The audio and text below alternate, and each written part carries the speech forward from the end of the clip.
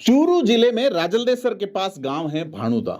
वहां एक plane crash हुआ है जगुआर, जिसमें दो पायलट यानी मुख्य पायलट और को पायलट शहीद हो गए हैं। 2 सीटों वाला एक ट्रेनिंग जेट था जो श्रीगंगानगर के सूरतगढ़ जो एयरबेस है वहां से उड़ा था। स्थानीय लोगों ने धमाके की आवाज सुनी, फिर उसके बाद विमान का मलबा बड़े इलाके में बिखरा। 2 लोगों के शव भी टुकड़ों में जो है शहीदों के शव मिले हैं। बड़ा सवाल है कि आज चर्चा करेंगे इसी पे कि इस दुर्घटना ने एक बार फिर से जगुआर, उसकी बढ़ती उम्र और सुरक्षा की चिंताओं को सामने लाकर रख दिया है। यह पहला हादसा नहीं है।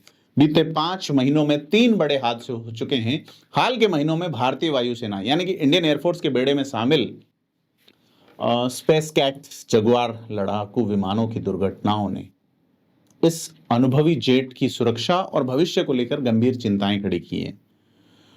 और कुछ विशेषज्ञ ये भी कहते हैं कि ये मिग 21 के बाद में भारतीय वायुसेना का नया उड़ता हुआ ताबूत है। इंडियन एयरफोर्स इसे अपग्रेड करके इसकी सेवा 2035 तक बढ़ाने की योजना पर काम कर रही है, जबकि यह स्थिति जगुआर के जटिल इतिहास और भारतीय रक्षा रणनीति में इसकी निरंतर भूमिका पे जो है वो एक प्रकाश डालती है। 1960 के दशक में फ्रांस की ब्रेगुएट एविएशन और ब्रिटेन की ब्रिटिश एयरक्राफ्ट कॉरपोरेशन के संयुक्त उद्यम के रूप में जगुआर का आगमन होता है। मूल रूप से एक उन्नत ट्रेनर और हल्के हमले वाले विमान के रूप में डिजाइन किया गया था, लेकिन जल्दी ही इसकी आवश्यकताएं सुपरसोनिक प्रदर्शन, टोही और सामरिक परमाणु हमले की भूमिकाओं को शामिल करने के लिए भी विकसित की गई। यह रॉयल एयरफोर्स में 1973 में और फ्रांस की वायुसेना में 1974 में आया। और भारत ने 1978 में $1 अरब का ऑर्डर देकर जगुआर का सबसे बड़ा विदेशी ऑपरेटर बनने की कुव्वत हासिल की। भारतीय वायुसेना ने जगुआर को डसॉल्ट मिराज F1 और शार्प विगन पे प्राथमिकता दी और भारत में इसे शमशेर नाम दिया गया, यानी शमशेर को फारसी में न्याय की तलवार कहा जाता है। शुरुआत में 40 विमान यूके से खरीदे गए, जबकि बाद के 120 विमानों का उत्पादन जो है वो हिंदुस्तान एरोनॉटिक्स लिमिटेड हाल द्वारा लाइसेंस के तहत किया गया। IAF यानी इंडियन एयरफोर्स ने 27 जुलाई 1979 को पहले 2 जगुआर विमानों को शामिल किया, जो भारतीय एयरफोर्स की क्षमताओं में एक नए युग की शुरुआत थी। अब एयरफोर्स यानी कि इंडियन एयरफोर्स एकमात्र ऐसी एयरफोर्स है जो जगुआर का संचालन करती है। फ्रांस 2005 यानी कि आज से 20 साल पहले और यूनाइटेड किंगडम आज से 18 साल पहले यानी 2007 में इसे रिटायर कर देती है। भारतीय वायुसेना वर्तमान में जगुआर के 6 स्क्वाड्रन का संचालन करती है, जिसमें single seat striker fighter Jaguar IS, dual seat trainer जिसका हादसा हुआ है चूरू जिले में, और सी ईगल मिसाइलों से लेस नौसेना स्ट्राइक संस्करण जगुआर IM शामिल। ये विमान रणनीतिक क्षेत्रों में तैनात हैं और भारत के परमाणु त्रय के एक महत्वपूर्ण हिस्से के रूप में एक बड़ी भूमिका निभाते हैं। जगुआर में प्रॉब्लम्स क्या हैं? इंजन हैं और पुराने एवियोनिक्स हैं, जो इंजन की कमियों, पुरानी प्रणालियां हैं, यांत्रिक विफलता, इससे जुड़ी दुर्घटनाओं की बड़ी श्रृंखला रही है। रोल्स रॉयस, टर्मेका, एडोर, MK-804 और MK-811 इंजन जो जगुआर को शक्ति देते हैं, पहले के सालों में विश्वसनीय माने जाते थे, लेकिन समय के साथ उनके प्रदर्शन में काफी गिरावट आई। और बड़ी चीज ये है कि ये थ्रस्ट वाली बात कि थ्रस्ट नहीं मिलता, यानी 8430 थ्रस्ट पाउंड बल तक का LVF तक का जो है वो थ्रस्ट मिलता है इसका जो इंजन देता है। और भारत में जो स्थिति है कि गर्मी की स्थिति है, तो गर्म और ऊंचाई वाली उड़ान की स्थितियों में यह थ्रस्ट जो है काफी कम है, खासकर हिमालय के पास फॉरवर्ड एयरबेस से, जो टेक ऑफ, चढ़ाई और पूर्ण पेलोड की स्थितियों में कम ऊंचाई पर युद्धाभ्यास जैसे महत्वपूर्ण मिशनों के दौरान इंजन जो है, इसके इंजन जो है वो परफॉर्मेंस के दौरान संघर्ष करते हैं। और साथ ही इसके इंजन की डिजाइन को समकालीन मानकों से पुराना माना जाता है। इसमें पूर्ण अथॉरिटी डिजिटल इंजन कंट्रोल यानी कि मैनुअल है मामला, डिजिटल इंजन कंट्रोल की कमी है, जिसे फेडेक कहा जाता है। और यह इंजन को कम सटीक बनाता है और मैनुअल त्रुटियों की संभावना ज्यादा रहती है। तो वर्षों से बेड़े में उम्र बढ़ने के कारण उड़ान के बीच में बार बार फ्लेम आउट, कंप्रेसर स्टॉल और तेल की दबाव विफलता में वृद्धि हुई है, जिससे पायलट्स जो है उनकी प्रतिक्रिया जो है वो काफ़ी देर से हो पाती है, उन्हें समय बहुत कम मिलता है। तो इसके इंजन जो है उनके स्पेयर पार्ट्स की उपलब्धता भी एक बड़ी बाधा है, चूंकि अब रोल्स रॉयस एक नई इंजन लाइनों पर चला गया है और इंडियन एयरफोर्स जो है अब हिंदुस्तान एरोनॉटिक्स लिमिटेड पे ज़्यादा निर्भर है।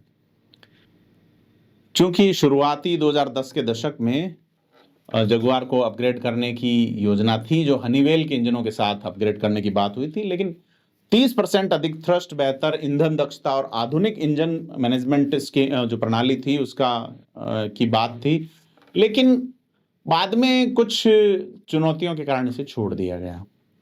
तो इंडियन एयरफोर्स अभी भी जगुआर को अपने इच्छित डिजाइन से काफी आगे के इंजनों के साथ संचालित कर रहा है। अक्सर शेष बेड़े को चालू रखने के लिए ग्राउंडेड विमानों से पुर्जे निकाल कर वो उपयोग करता है, और इसके पुराने एवियोनिक्स भी एक बड़ी समस्या है। जगुआर का मूल जो एवियोनिक्स सूट है वो अपने जमाने के लिए ठीक था और तेजी से विकसित हो रही युद्ध आवश्यकताओं में पिछड़ गया। अब जीपीएस के जो है उसके बिना जड़त्वीय नेविगेशन प्रणाली जो है और एक बेसिक जो हेड अप डिस्प्ले और शुरुआती वेरिएंट में ऑनबोर्ड रडार की कमी ने विमान को आधुनिक दौर का जो युद्ध है उसमें थोड़ा कम प्रभावी किया। तो जो आधुनिकता की ओर बात करें तो 90 के दशक से इंडियन एयरफोर्स ने एक बहुचरण आधुनिकी की पहल शुरू की थी, जिसे display attack ranging inertial navigation यानी डारिन प्रोग्राम कहा गया था। तो डारिन 1 ने एक बेहतर जो है आईएनएस और एक लेजर जो है वो रेंज फाइंडर पेश किया था, जिससे कुछ विश्वसनीयता बढ़ी, कि नेविगेट करने की विश्वसनीयता बढ़ी और टारगेट की बढ़ी। और जब ड्रेन सेकंड का दौर आया तो उसने जीपीएस की हेल्प करते हुए नेविगेशन और एक्सट्रीम जो हथियार हैं उनके वितरण के लिए mission computer, multi function display और कई सारी चीज़ें जो है वो जिसमें युद्ध सामग्री के लिए इलेक्ट्रॉनिक स्टोर मैनेजमेंट जैसे नवाचार को उन्नत किया। 2010 के दशक से ड्रेन थर्ड शुरू हुआ है, तो विमान के लिए सबसे उन्नत डिजिटल आर्किटेक्चर स्थापित किया गया है। इसमें उन्नत mission computer, solid state flight और video data recorder, digital moving map generator, एक इंटीग्रेटेड इलेक्ट्रॉनिक वॉर सूट और चयनित एयरफ्रेम पर जो है वो M2052 जो ऐसा रडार है उसके लिए जो परीक्षण है वो शामिल थे। हालांकि जगुआर को खासा प्रभावी किया गया, जो सटीक निर्देशित युद्ध में सामग्री तैनात करने और नेटवर्क केंद्रित युद्ध वातावरण में प्रभावी ढंग से काम करने में सक्षमता की बात कहते हैं। लेकिन यह हादसा हमें कई सवालों के सामने खड़ा करता है। हिंदुस्तान एरोनॉटिक लिमिटेड ने 2019 में जगुआर मैक्स नामक एक उन्नत संस्करण भी लाया था, जिसमें काफ़ी सारी नई चीज़ें थी, नया कॉकपिट था, नए एवियोनिक्स थे। लेकिन हालिया जो स्थिति आई है, इसकी ऑपरेशनल हिस्ट्री जो देखें उसमें बड़ी चीज़ ये है कि जगुआर भारतीय वायुसेना में कम हाइट वाले और गहरे घुसपैठ वाले स्ट्राइक विशेषज्ञ रूप में प्रतिष्ठा अर्जित करता है, क्योंकि इसी ने 1987 से 90 के बीच श्रीलंका में भारतीय शांति स्थापना जो बल था उसके समर्थन में टोही मिशन चलाए थे। बाद में कारगिल युद्ध में एक महत्वपूर्ण भूमिका निभाई, बिना निर्देशित और लेजर निर्देशित दोनों तरह के बम गिराए। जगुआर ने कोप इंडिया, रेड फ्लैग और मालाबार जैसे कई बहुराष्ट्रीय अभ्यासों में भाग लिया है। और हाल ही में यानी कि मई 2025 में ऑपरेशन सिंदूर आपने सुना होगा, जगुआर दारिन थर्ड लड़ाकू जेट ने रैम्पेज मिसाइल का उपयोग करते पाकिस्तान के 11 सैन्य हवाई अड्डों पर समन्वित सटीक नेतृत्व वाले हमले किए। और मैनेजमेंट ये कहते हैं कि जो डिफेंस मैनेजमेंट के लोग हैं वो कहते हैं कि इसकी क्षमताओं में जिस तरह से सिंदूर में इसका काम आया उस तरह से इसको खासा प्रभावी तो माना जा सकता है। लेकिन बीते 5 महीनों में 3 हादसे, बीते 10 वर्षों में कम से कम 12 जगुआर दुर्घटनाग्रस्त हुए हैं। और 2025 में यह हादसा कि मार्च 2025 में हरियाणा के अंबाला में जगुआर दुर्घटनाग्रस्त हुआ, इसमें से पायलट सुरक्षित निकल गया। अप्रैल में गुजरात के जामनगर में एक और जगुआर दुर्घटनाग्रस्त हुआ। जिसमें 28 साल के एक युवा pilot flight lieutenant Siddharth Yadav की मौत हुई, सह पायलट घायल हो गए और इसको टेक्निकल फॉल्ट माना गया। तो अपनी उम्र और बार-बार होने वाली दुर्घटनाओं के बावजूद जगुआर सामरिक आवश्यकता और तत्काल प्रतिस्थापन की कमी के कारण सेवा में बना हुआ है। इसका विकल्प फिलहाल भरने में टाइम लगेगा।